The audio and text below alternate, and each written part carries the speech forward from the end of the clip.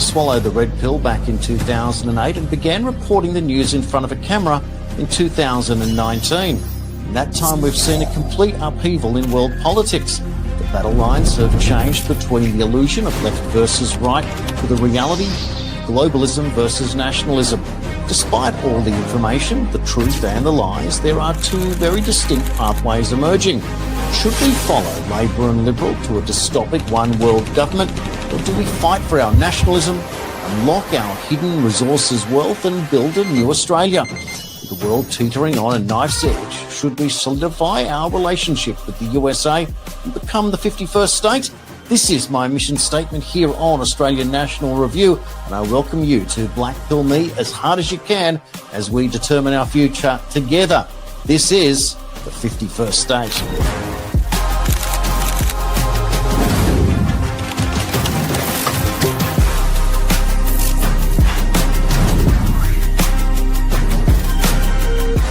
Hello and welcome to the 51st State. This is episode number 15 of the only show in Australia daring to question our origins, the way we think about how we go about living in the new post-Trump second administration era, where the world is changing before our very eyes. Who would have thought that Trump would be able to be called daddy by NATO, the same person that says he has a relationship with NATO's mortal enemy, Vladimir Putin? Then you look at back what has happened with Iran and Israel, and now you've got Bibi Netanyahu planning to come to the White House to see if they can work out or nut out a deal at last to create ceasefire in Gaza, ahead of what we've seen now with the Syrian sanctions being removed by the US and normalization, the Abraham Accords, and the world is changing for the better. Even if the media wants to tell you the opposite, well, we know in our gut that that is not true.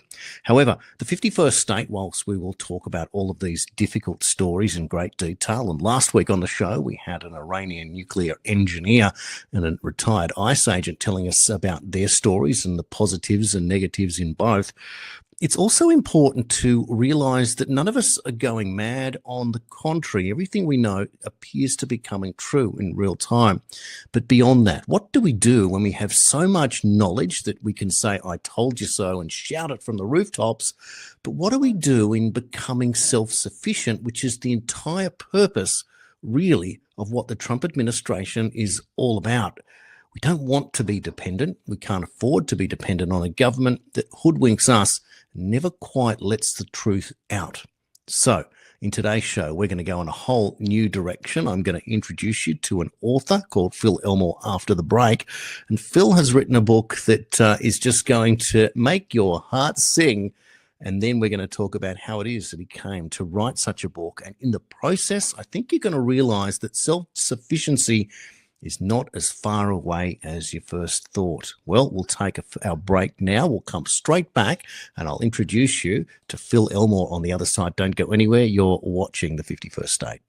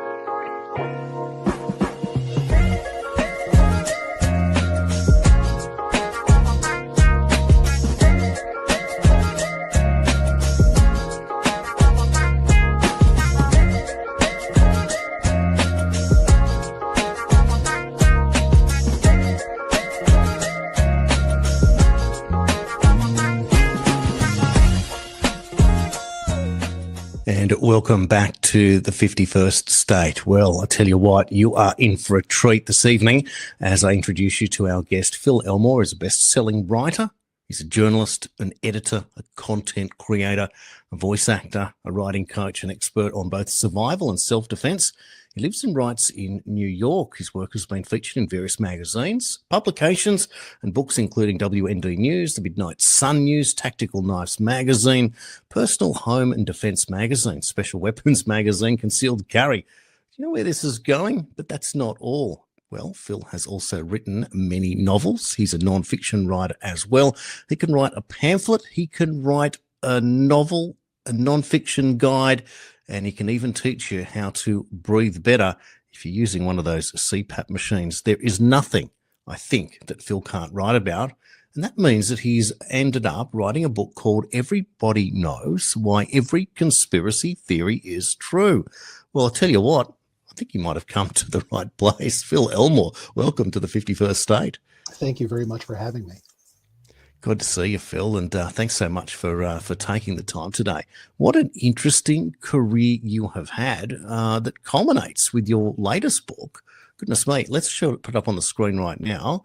Everybody Knows Why Every Conspiracy Theory is True. And there's a picture of somebody who looks awfully like Jeffrey Epstein. How do you arrive at writing such a book?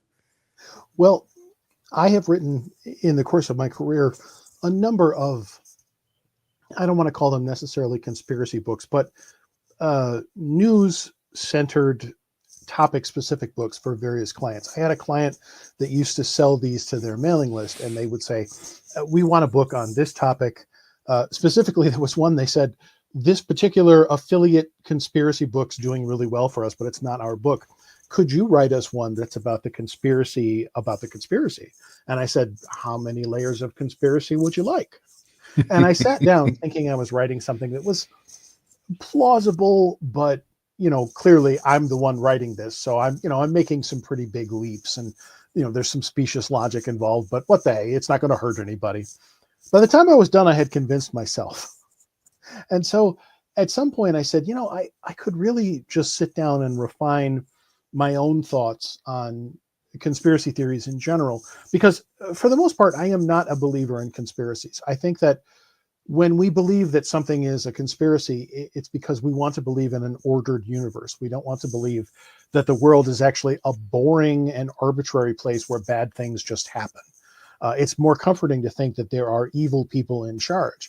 But when you actually start looking at the news, what you discover is that there are evil people in charge. It's just that there's also boring, arbitrary things happening, and bad things just are visited upon you. And so I was really inspired by memes involving Jeffrey Epstein, how everybody knows he didn't kill himself. Now, do we actually know that? No, but I can't think of a single reasonable person who looks at all of the coincidences surrounding Epstein's death and goes, yeah, that seems perfectly plausible to me. Almost everybody you talk to is suspicious. And yet there are so many of these issues where we all go, really? The JD Vance really face that he makes, it really? And yet nothing is done. There are countless issues where almost globally we all go, yeah, clearly this is happening. And yet nothing is done. It's what everybody knows. And so the book really centers around spotting the evidence of what we all know to be true in the news. For example, I spend a lot of time talking about celebrities and public people because our society is built on public people, public personalities. And every so often, one of them does something to offend whoever's behind everything, whoever's pulling the strings. I call them the powers that are. And then suddenly their career is just over. Sean Combs' case was just happening when I first wrote this book. So, I think I wrote in the afterword, as I'm writing this, Sean Combs has just had his plug pulled. And getting your plug pulled refers to these celebrities who they're fine. And then suddenly they're not. Harvey Weinstein is a great example. He got away with what he was doing. It was an open secret. Everybody knew it. Basically, if Family Guy's been joking about you for the last 10 years, we all know it's happening, and yet nothing is done until that weird magical day when suddenly it is. Ellen DeGeneres, everyone knew she was not really a great person, apparently. And then one day somebody finally said something, whereas she got away with it until she didn't. So spotting this phenomenon goes a long way towards showing the reader, like, look, you already know what's happening. You already know what's true. You just need to take the time to acknowledge it. There's this weird momentum, this cultural momentum we all have where we don't want to acknowledge.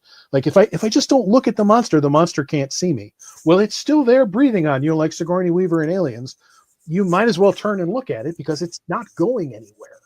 And so we all live with this monster, the monster of our government, the monster of the rich satanic pedophiles who run everything. And we'd all like to believe that that's not true. But they insist on recording themselves having weird parties dressed like characters from Star Trek. And it never stops. Like, no matter how many times they get outed, they just keep doing it. Madison Cawthorn's a great example. You know, this politician who he's this bright, wide-eyed, based Republican. He goes off to Washington and then he's like, guys, I think there's people having wild sex and drug orgies. And everyone was like, we're not with him anymore. It's over. Now, there's perfectly plausible alternative explanations for all of these things. In the book, I talk about, for example, Corey Feldman, and how Corey Feldman could be the architect of his own self-parody. You know, he's become a parody of himself. That could entirely be his own doing. Or it could be that he has been very public about all the people in Hollywood who molested him and Corey Haim down through the years. Pick one. We don't really know. But at some point, the preponderance of all of this, it's not really evidence, but all of this smoke points to a fire that none of us wants to acknowledge is in the room. So I make it very clear in the book, this is entirely my speculation. I could be completely wrong, but it sure seems to me like there's a whole lot of stuff that everybody knows and doesn't want to admit. And, you know, Epstein didn't kill himself. Apparently, Sean Combs has been a predator for years. Now, we don't know that. It's not necessarily true. Maybe he's innocent. Maybe this trial will happen and he'll be set free and you know, bygones. And, you know, the only thing you have to apologize for is that Matthew Broderick Godzilla soundtrack. Although I don't know if he should apologize for that. His song was really the best part of that movie, but I digress. So, you know, that you could choose to believe it, you could choose not to believe it, but the fact is, at the end of the day, there's a lot of people looking the other way on cultural phenomena that point to the fact that something's not right, and none of us want to admit it. It's an odd thing, isn't it? Because it proves that there is a hierarchy in society as much as we all want to believe that we're all created equal. Because if someone who is famous that we've looked up to or has held a position of authority or power and is then outed for doing something that no one could believe is possible, then what does it say about our own strength of character and also our judgment at that point? And how far it's like a house of cards. When one person is fully exposed, then how many other people have to go down with the ship for covering it up? And so I wonder if that's the reason that we have a weakness of character. And it takes a certain type to be able to lead us to realize that we must act upon it and force the change. I don't know, because I think it's unfair to accuse people of lacking courage if they're not willing to look at something hard when every element of society is telling them not to. You know, that your television and all of your popular entertainment, it's not really your TV anymore, it's the internet, but all popular entertainment will look you in the eye and say, that's not happening. That never happened.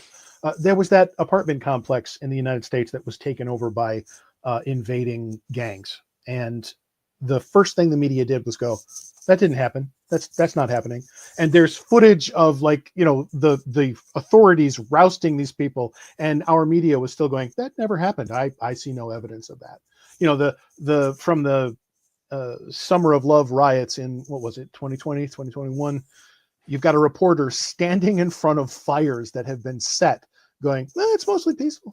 And so I think it would be unfair to look at people and go, well, you lack courage because you're not going to take a hard look at something that everything around you is telling you not to look at. It's a powerful force. And I think no one can be faulted for allowing themselves to agree with all of these powerful influences that are constantly inundating them. I therefore look towards the story of Bernie Madoff as a fair comparison. So here you have people who are willing to look the other way because their bank balance or their interest check statement is coming out month by month. And it was the particular author whose book was something like a similar title, Everybody Knew, or Nobody Wants to Ask. I'm just trying to think of the particular author there. But how does something like a Bernie Madoff, does this go down to support your argument, therefore, that even in circumstances as this, people would prefer not to know as long as the answer is right? I think we as human beings have a very central weakness, and that is that we want to believe that people are not lying to us. The evidence is that people lie to us all the time, but Mm. we don't want to accept that. We want to, if someone can look you in the eye and tell you something with conviction, we want to believe that that's true, because if we lived in a world where you can't believe anything that anyone says to you, there is no reality, nothing is true, nothing is Mm. real, and life is hopeless. You have to engage in certain acts of trust throughout your day when you're being told what's going on in the world, because you simply cannot apprehend it all yourself. When we turn on the news, we watch entertainment.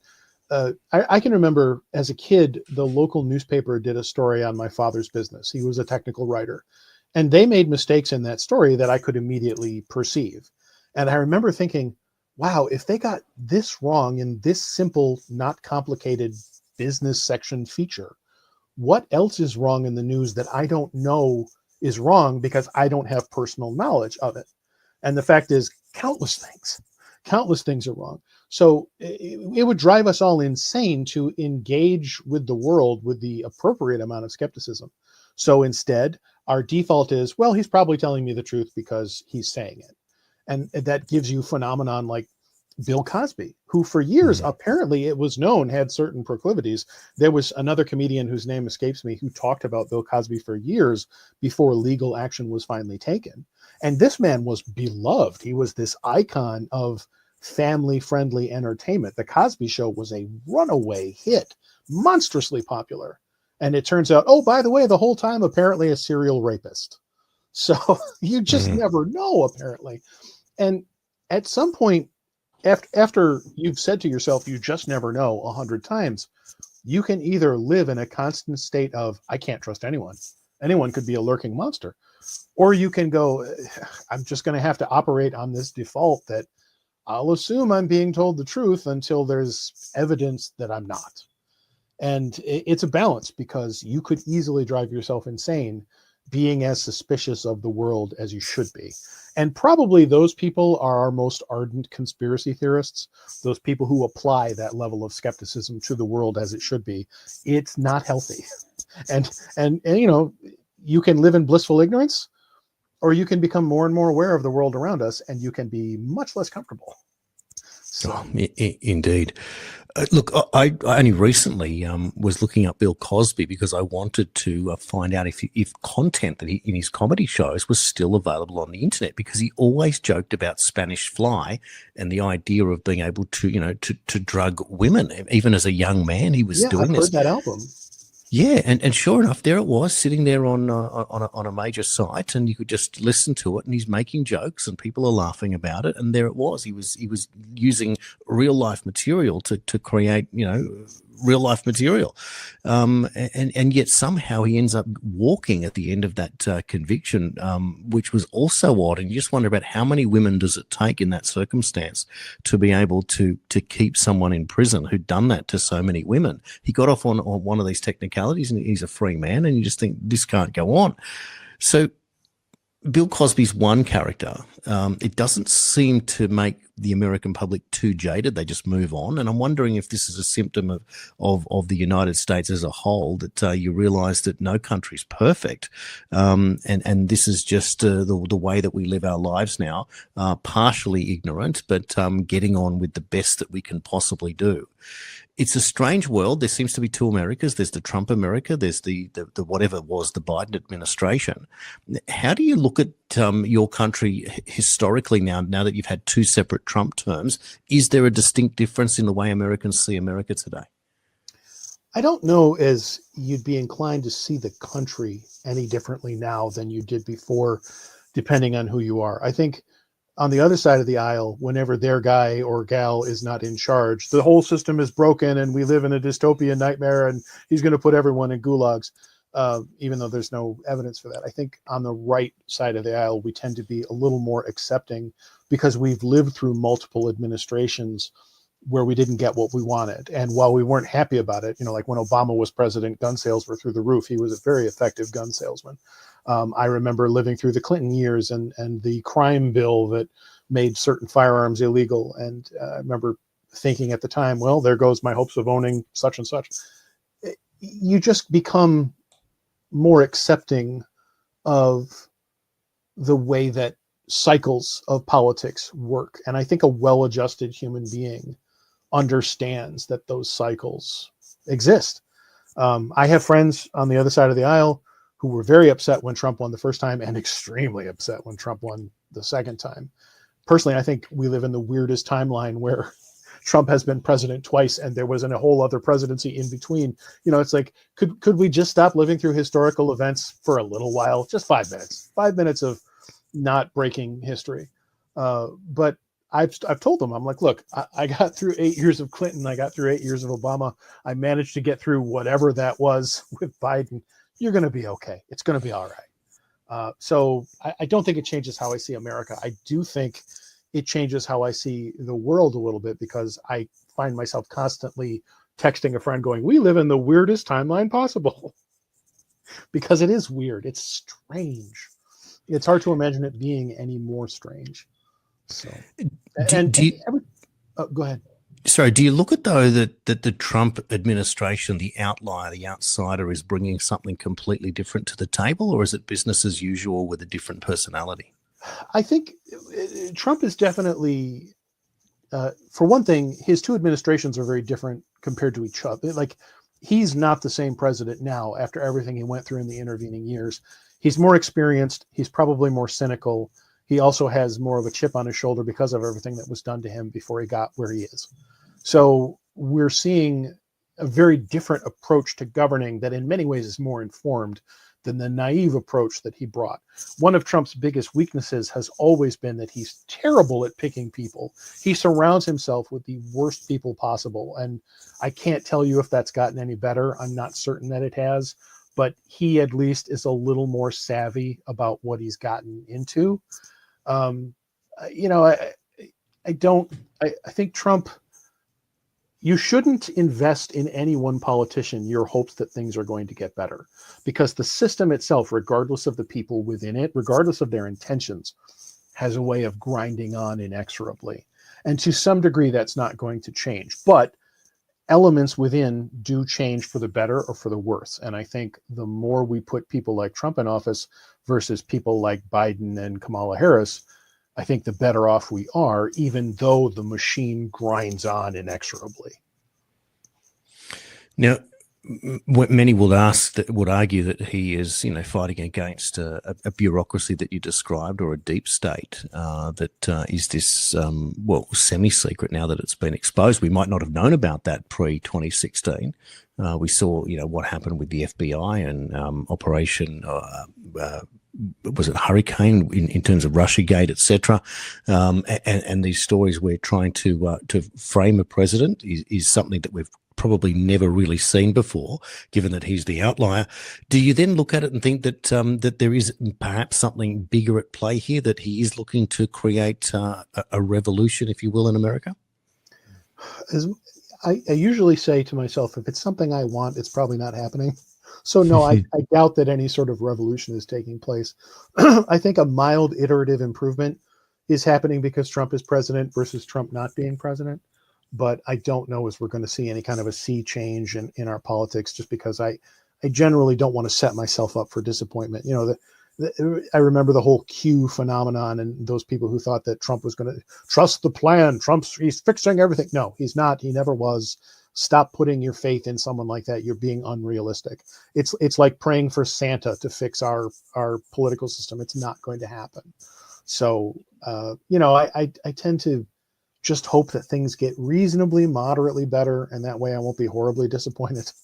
And I think he's done good. I do think he's done certain things that were good. He's done things I didn't agree with, but anytime you find yourself wholeheartedly agreeing with everything a single other person does, there's probably something wrong.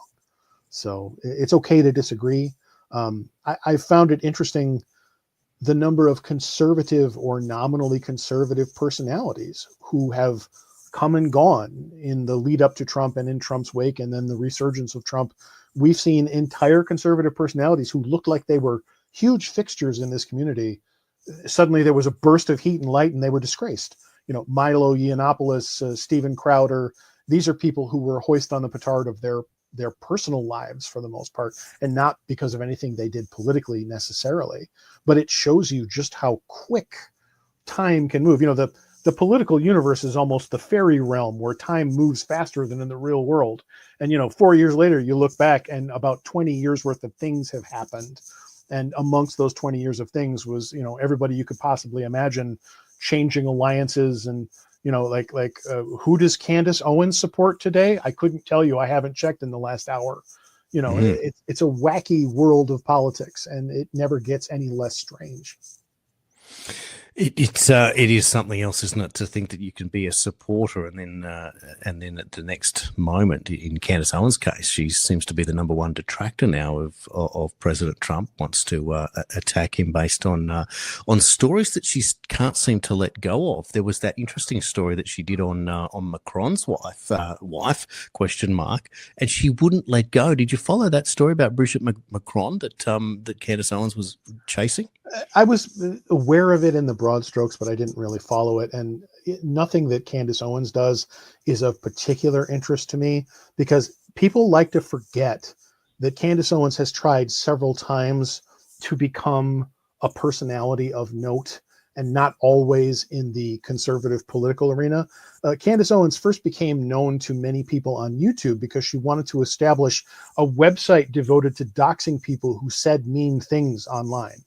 And so I generally don't trust people who set out trying to establish doxing databases. And then suddenly she decided to become a conservative influencer. And much like being, I've spent a lifetime in martial arts classes. And the fact is that women are almost always outnumbered in those classes. So you can become a noteworthy student in that setting simply by being a woman, because you are unusual. There's fewer of you. Well, Candace Owens as a black woman is positioning herself in conservative politics to be automatically unique, automatically noteworthy. I don't begrudge her that. There's no reason not to be who you are. But at the same time, there's a certain cynicism in everything she does. I don't trust her. I've never trusted her. And I think that her opinions don't come across as particularly earnest. I think she goes where she thinks the money is. Now, you can make that argument about literally anyone.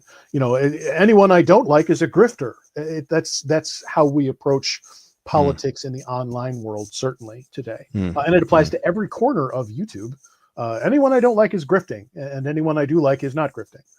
But at the same time, when people tell you their intentions over and over again, listen to them, believe them. And she's just one of many nominally conservative personalities who I think is just not trustworthy, no matter how much groundbreaking reporting they do. When I wrote Everybody Knows, Steven Crowder had just gotten done doing a series of groundbreaking reports that were almost like a redemption arc for him that still didn't manage to overcome his personal problems.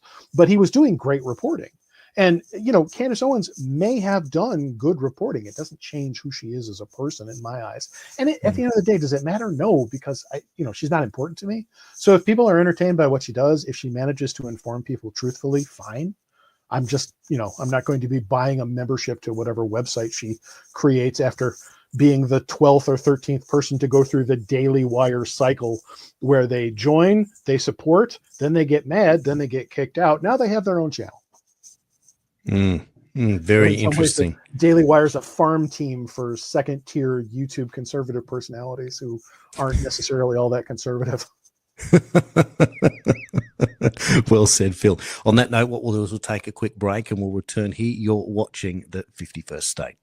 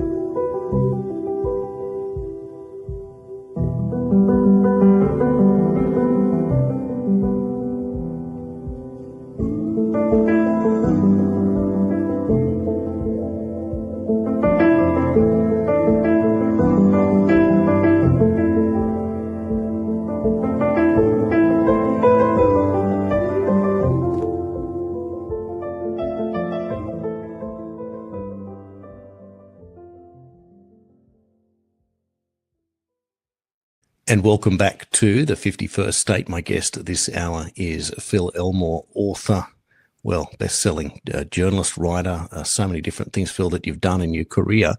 Having written both fiction and non-fiction, when you look at a book like George Orwell's 1984, what genre do you put it in today? Well, there's that old joke that the apocalypse fiction has been moved to current events. I read 1984 in 1984. And it had a profound effect on me. That book made me an anti-communist. After I read 1984, I went back and read Animal Farm, which you probably should start with. But I found the central themes and the concept of a government that is out of control extremely compelling. And certainly, especially in the UK, they seem to approach 1984 as a handbook for what to do, as opposed to a warning cry for what not to do. There was even a campaign in the UK, and I want to say that the posters said something like "safe beneath the watchful eyes," and it was all about surveillance on public transport. And the posters looked like something straight out of 1984. It was like, was there no one in the room to go, maybe this is sending the wrong message? And the surveillance culture in the UK is certainly even more advanced than it is here in the United States.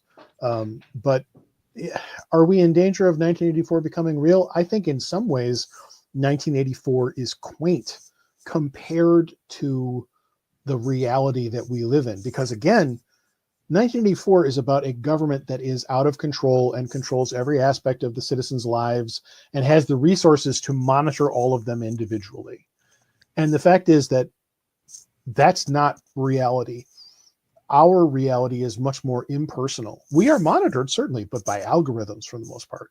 Our lives are run not by an implacable government big brother that, is making capricious political decisions, and instead by technology where you can't get a human being on the phone when it makes a mistake.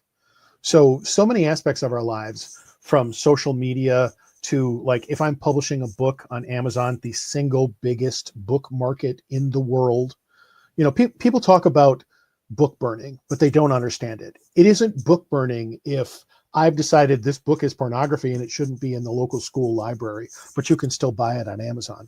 A book is burned when Amazon decides that your opinions are politically incorrect, and it cuts you out of the single biggest book market in the United States because you are just persona non grata.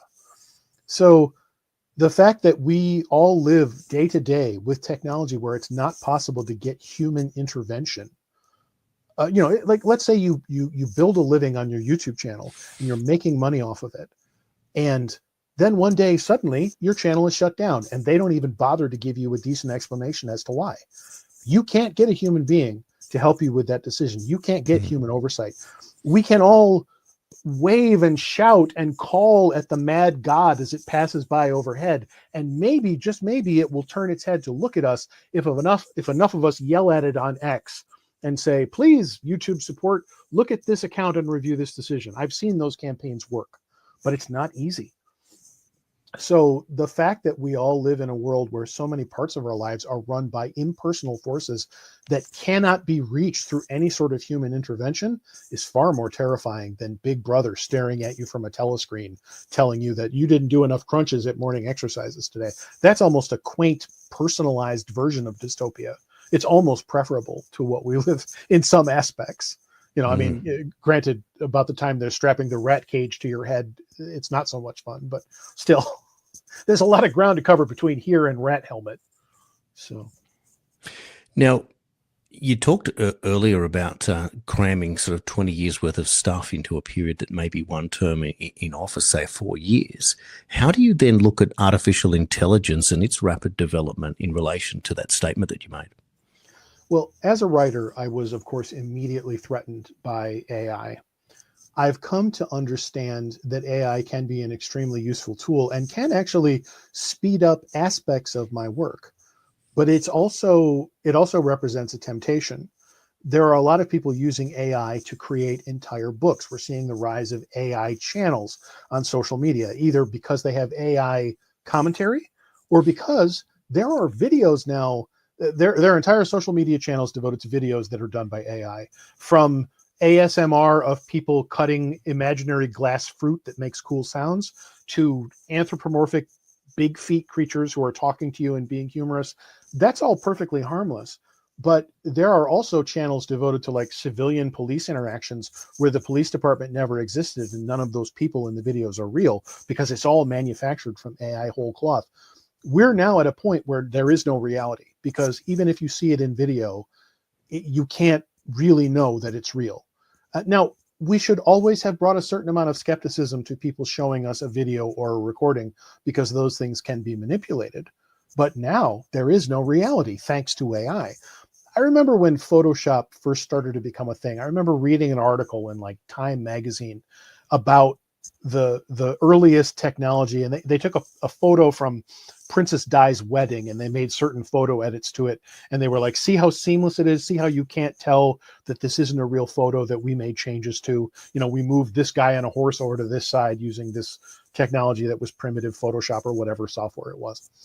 Well, we were worried then about the fabric of reality, you know, because if you can, a la Stalin, remove people from existence by altering a photo, you can change our records of reality. You're not actually changing reality.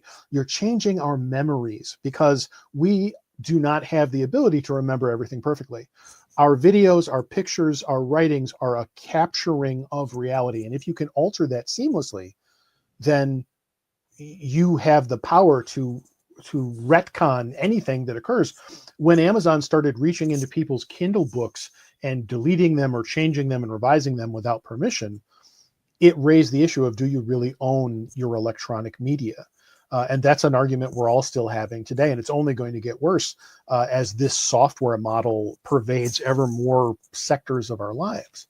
And with AI, it's going to have a profound effect on society. I just saw an article today that people are starting to sound more like ChatGPT in their conversation because they're using it enough that it is affecting them. Now, personally, enough people don't speak English well that I don't mind them sounding more like ChatGPT, which actually is quite articulate. But it's interesting to me where all these cultural factors come together. It's really hard not to see the killer robots at the other end of that spectrum. Mm-hmm. And, you know, that's the joke. It's always the joke that one day, you know, I would like to signal my willingness to comply with our robot overlords before they get here. But the fact is, we have decades of science fiction films telling us this is a bad idea, and we're doing it anyway.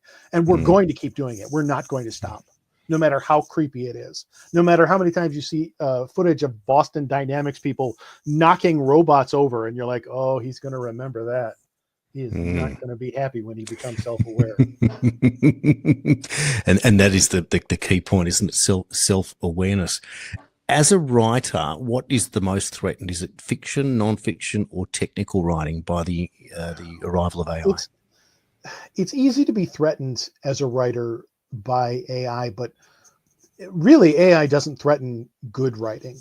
The problem with AI is not in its ability to create writing, it's in its ability to make people who can't write think that they can. And that was always a danger. As people lost the ability to know that their grammar wasn't good, and you know, as the rise of email culture sort of coarsened the written word, more and more people who couldn't write stopped knowing that fact. And so they stopped going, I need to hire a writer. And they're like, no, I can get by, because they didn't know they weren't good at it. Now with AI, you get more and more people who are like, well, if I need something, I just have ChatGPT produce it. Nobody on either end of the transaction knows what good writing is, so they just accept it. And so it isn't that good writing has been produced, it's that people have learned to accept a product as good writing when it isn't necessarily. It might not be. So right now, ChatGPT cannot do fiction, but we're seeing videos that are almost good enough that sooner or later an entirely AI-produced movie is going to happen that is consistent enough that you can't tell the difference. Sooner or later, that's going to happen.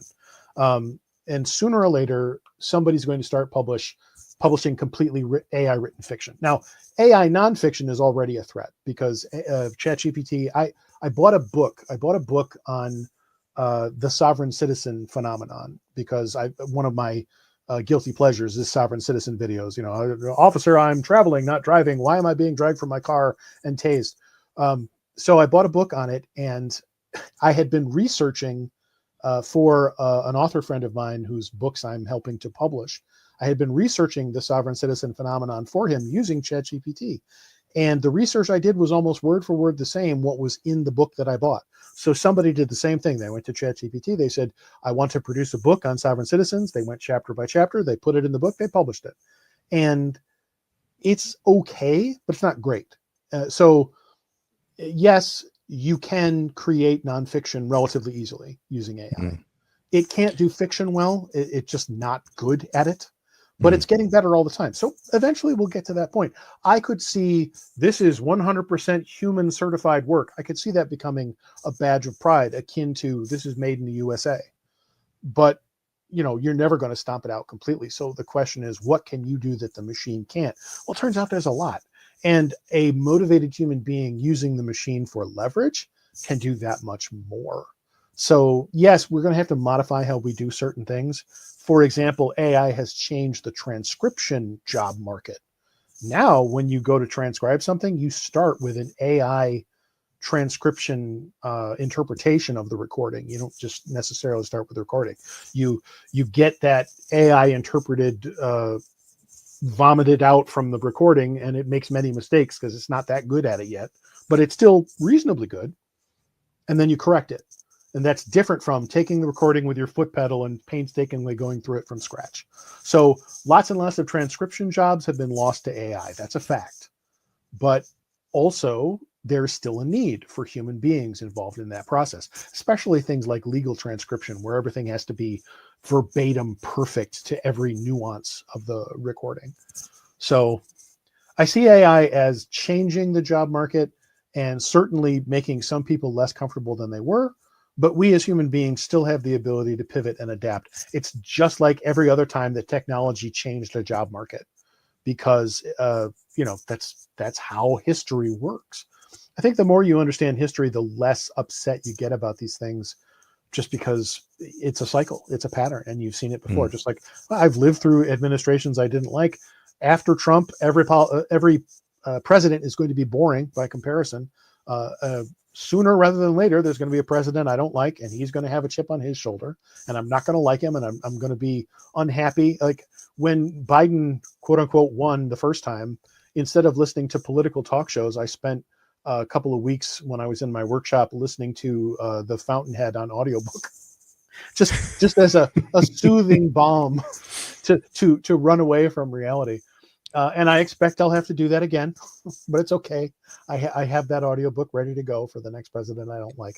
It happens. And so I think a lot of us would be well served to just calm the heck down and stop seeing the end times in everything. Kind of like, you know, because I grew up at a time where they were constantly telling us nuclear war was going to happen, you know, the after school movies, like the day after these television, there was a cottage industry in movies about nuclear war annihilating people. And I don't mean fun movies where there are mutants and you're fighting mutants from your armored vehicle. I mean like, hey, nuclear war happened and people you love died from radiation sickness. Enjoy the film. You know, that was an entire industry in the 80s. So I tend to just be like, it didn't happen then, and it's not something I can change. So the AI apocalypse, I'm also not overly worried about. Although the reality is there are job openings that used to exist that don't, even for myself. So. Look, part of what many people have learnt from Trump is this moving away completely against the whole idea of the communist manifesto, if you will, this period of entitlement that we see terribly here in Australia, where we have a situation that young people have become financial nihilists. They've admitted that they've given up. We've been fed this Klaus Schwab-y World Economic Forum, you'll own nothing and be happy, kind of reinforcing the idea of financial hopelessness. And that really certainly gets under my skin when I see my older kids struggling to be able to put things together and map out a future where they look forward to buying a home, setting up a family, and doing the things that you would normally expect to be able to do. So, given that we are watching the Trump administration as something different and setting up a future, economic confidence, hopefully towards some form of hopefully abundance, if you will, moving away from even scarcity at that point, you as a writer are using your beautiful God-given skills to be able to educate on behalf of others using your idea. So you're combining forces. You work as a writer, someone comes to you with an idea, you make something brilliant, and it can go out there and teach people how to do something different. So you are, in a way, the walking definition of self-sufficiency. Is there a way that the average person might consider through any project that something that comes to mind, that they too can become self-sufficient and walk away from a system that is the what we call the rat race? Well, there's a tried and true method for doing just that. And it is picking a goal and then working to distraction to accomplish that goal. I wish there was some wise, lofty way of providing an answer to that question, but the fact is, if you are motivated and you work hard, there are plenty of ways to get where you want to go. There's multiple paths to get to that goal. And you hear young people today complaining about, late stage capitalism, as if that phrase alone explains away all of their problems. Like, you don't even understand what capitalism is. And, on some fundamental level, none of these people understand that this system that they are decrying as capitalism is a system of government intervention and onerous regulations, when capitalism itself is simply exchanging value for value, engaging in trade, not stealing from other people. Surprise, surprise. So the path to anyone to sort of achieve, I wouldn't even necessarily call it self-sufficiency, just stability, just mapping out a life that they can appreciate and enjoy, and not be in a constant fight or flight state of helplessness where they are the victim and they are always complaining. All that takes is work, focus, and work. And it's not easy. You go through poverty times, and every single human being goes through cycles. I am a writer today in the current form that I am because at one point in my life, I was the lowest I'd ever been. I lost my job. I had to declare bankruptcy. I was homeless briefly. I slept in my car in the parking lot of a bankruptcy attorney's office for the meeting I had the next day.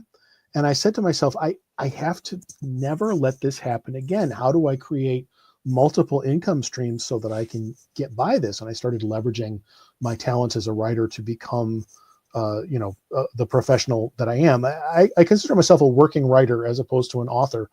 An author is anybody who writes a book. Anybody can be an author. You can sit in a Starbucks and tap out a novel and you are an author. There's no barrier to entry because anyone can publish on Amazon and no one will stop you. It doesn't have to be good. It doesn't even have to be competent. You can just create a book and you are an author.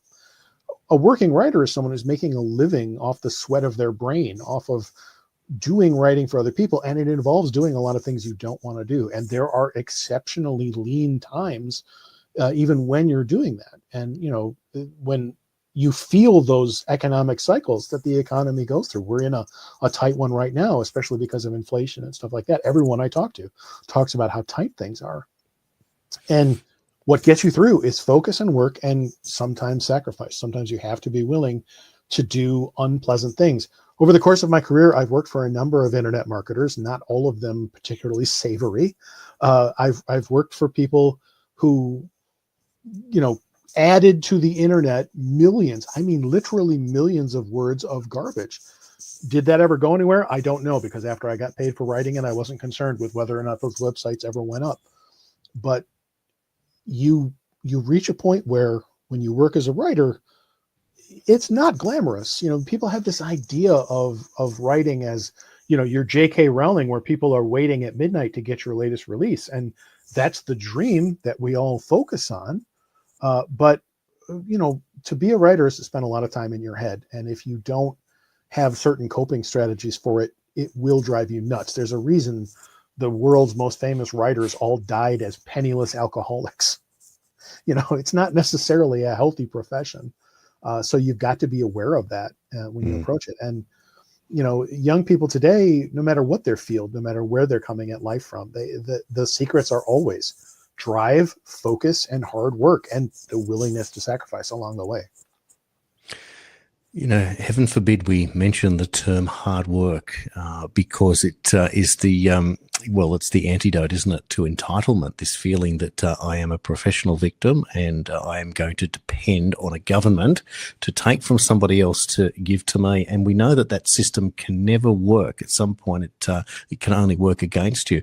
And so the obvious part is how do I, as you said, described stability, not even self-sufficiency, but steps that people can take in order to be able to get to where they want to be. So it starts with an idea and it starts with a plan. And that very much sounds like how you would write a book. You would have to develop a plot and a pathway and a conclusion.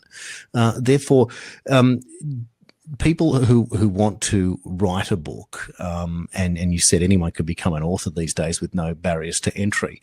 But is it something that you have to be self-taught to be the autodidact, or can you follow a system to teach yourself to become a successful writer? Well, people come at writing from a lot of different directions. I once spoke with a fellow who had the distinction of being the worst writer I'd ever encountered. And he had written hundreds of thousands of words and had managed somehow not to get better in all of that practice. Normally, when someone says to me, how do I become a better writer? I tell them, you write, you practice, you get better. In my case, I came by it in kind of a weird series of steps. My father was a technical writer. He started a technical writing business in the 80s. Eventually, he trained me to be a writer so that I could work for his company. That's where I got my initial technical writing experience. I'd always wanted to write, recreationally. After college, I wrote my first novel. You only get one first novel and they're all terrible, but you have to get that poison out of your system. You have to exercise that terrible novel that we all have in us. Sometimes we have more than one.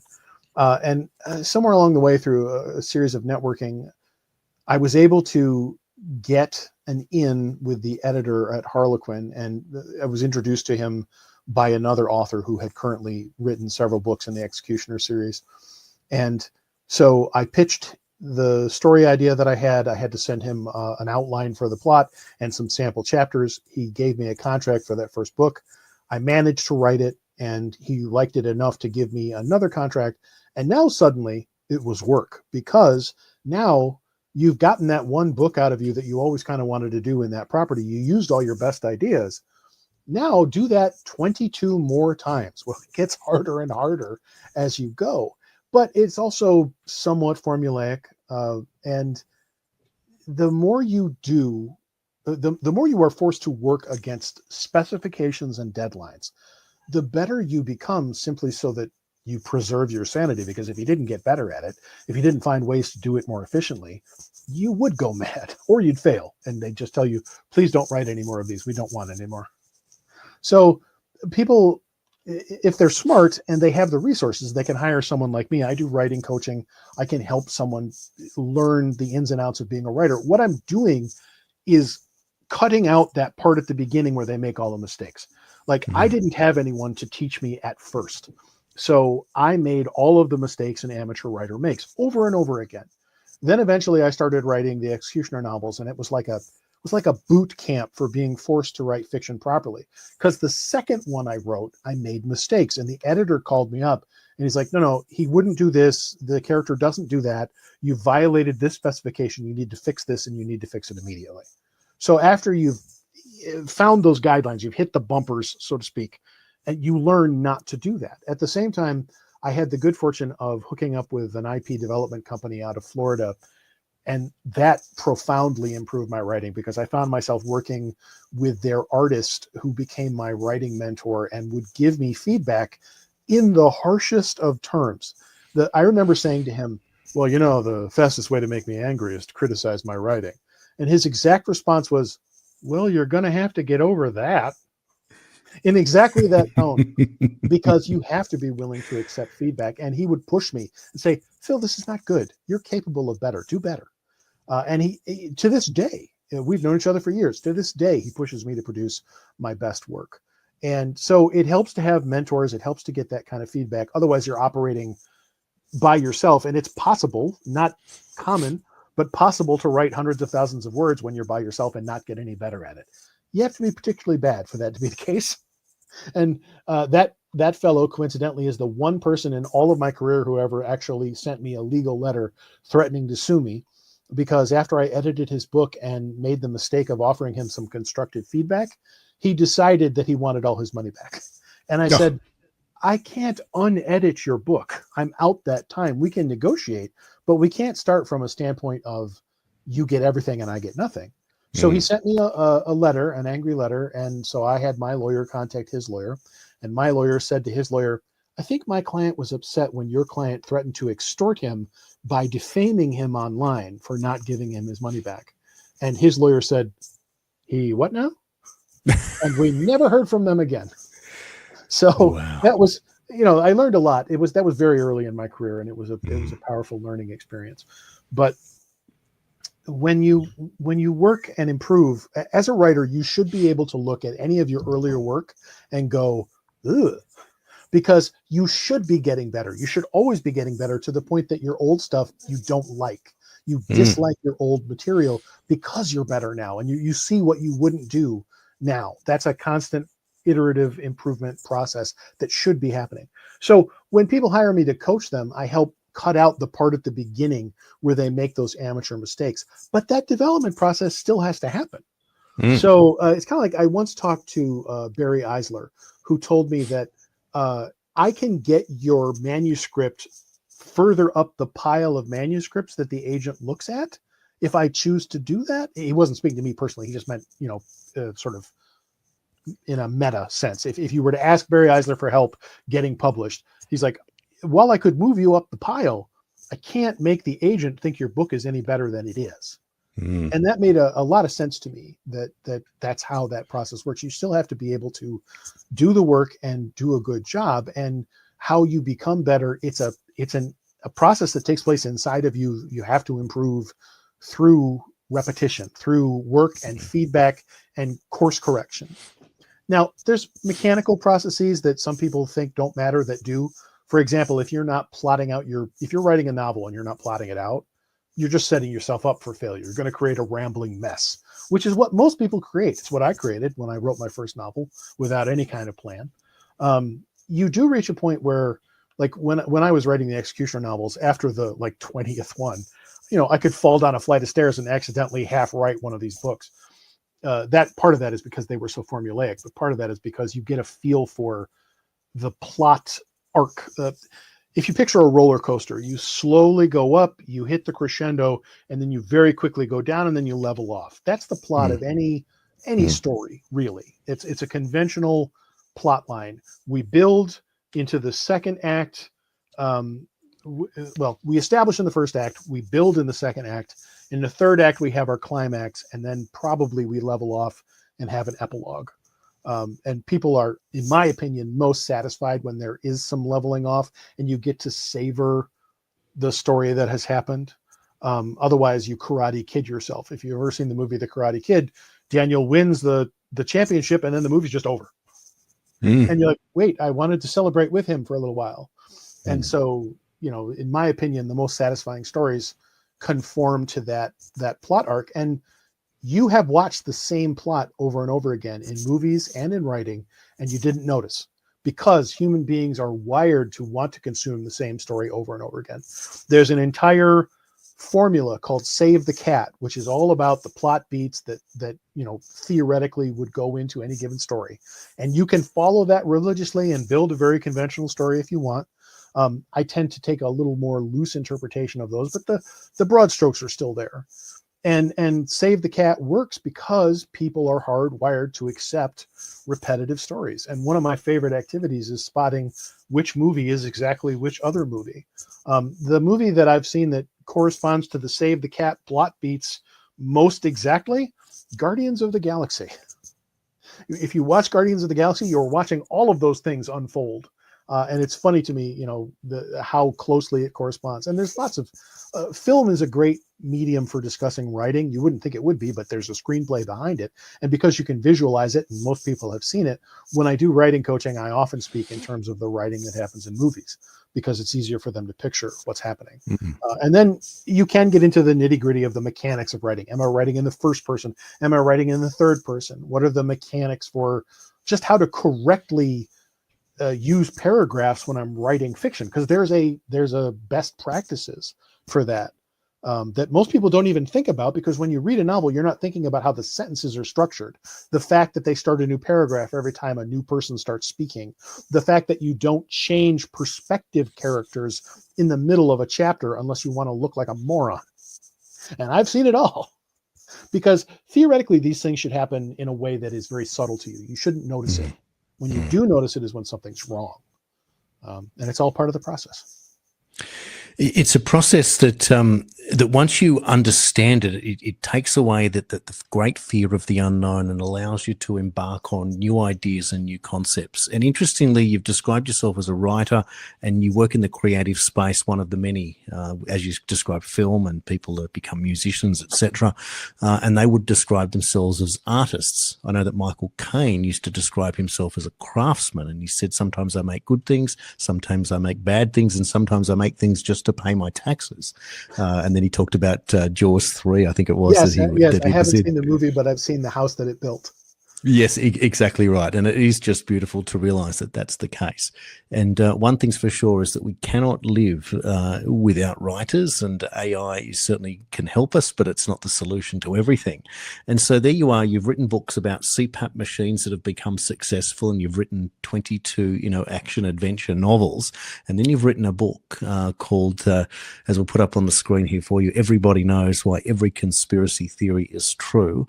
And it is out there to make people realize that they aren't silly for doing their own research, to be able to realize that in their gut, their intuition does count for something in a world that literally has no reality left in it. Phil, for people that might just be getting to the end of the interview now and they want to make a decision to purchase the book, what would be a couple of other topics in there that we haven't touched on that might attract or pique their interest? I talk about the ways that the powers that are sort of keep you down, keep you forgetting what has taken place. I talk about the phenomenon of celebrity and when celebrities get their plugs pulled.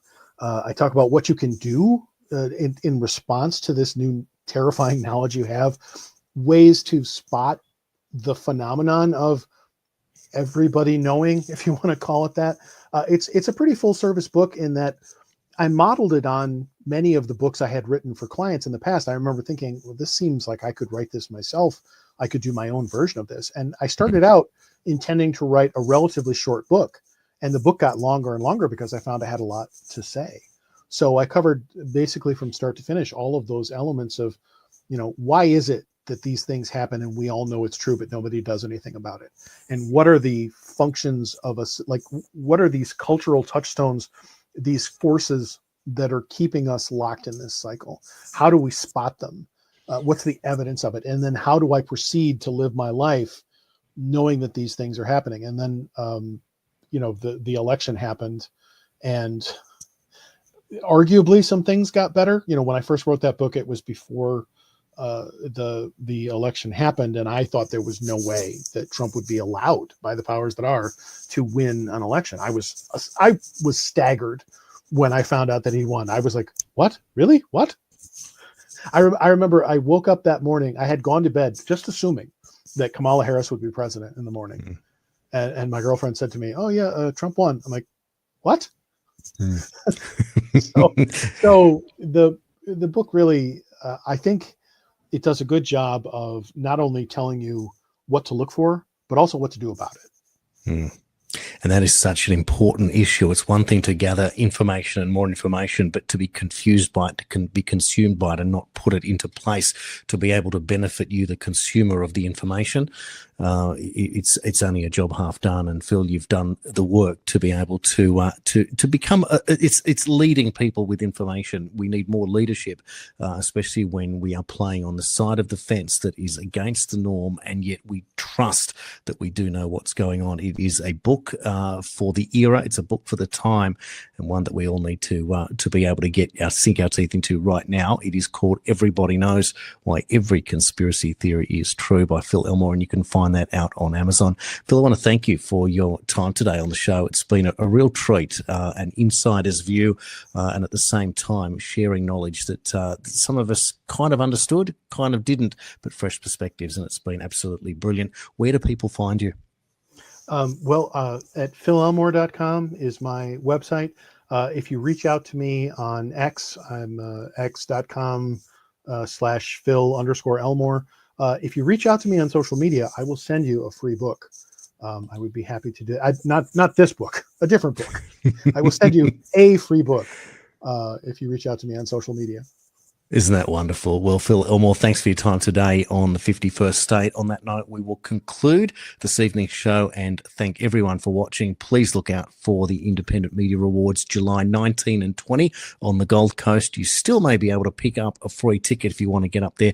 I look forward to seeing you there along with dozens of other speakers. And in the meantime, keep watching ANR.news for other presenters here on the platform. Jamie McIntyre, Lily Gaddis, you might even see Aussie Cossack, and Dave O'Neiggs as part of the team. And I look forward to seeing you all on the next show. Thank you.